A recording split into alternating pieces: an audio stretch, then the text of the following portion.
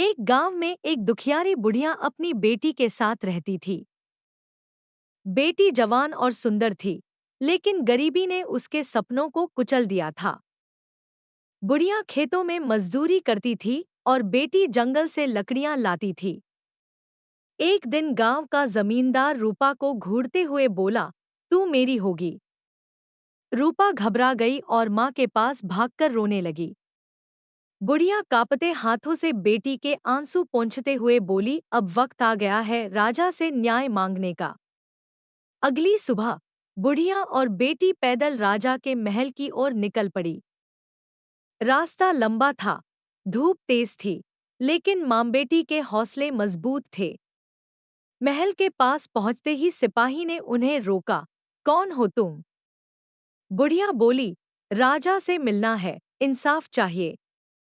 सिपाही ने राजा को खबर भेजी, एक बूढ़ी औरत और उसकी बेटी आपसे मिलना चाहती है।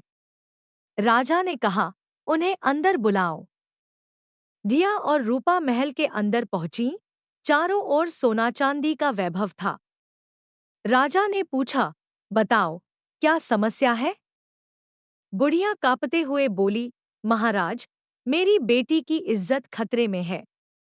उसने पूरी बात बताई, जमींदार की धमकियां, उसकी नीयत और गांव का डर।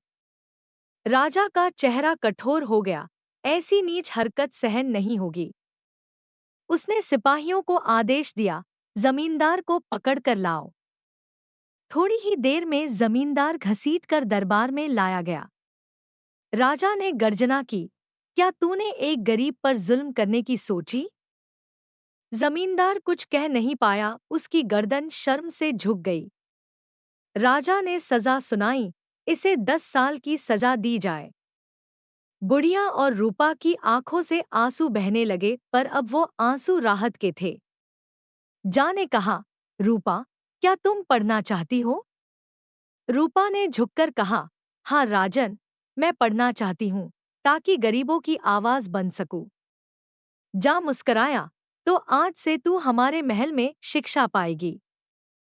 बुढ़िया ने हाथ जोड़कर कहा, आपने हमारा जीवन बदल दिया राजन। और इस तरह एक माँ की हिम्मत और बेटी की सच्चाई ने न्याय की जीत दिलाई।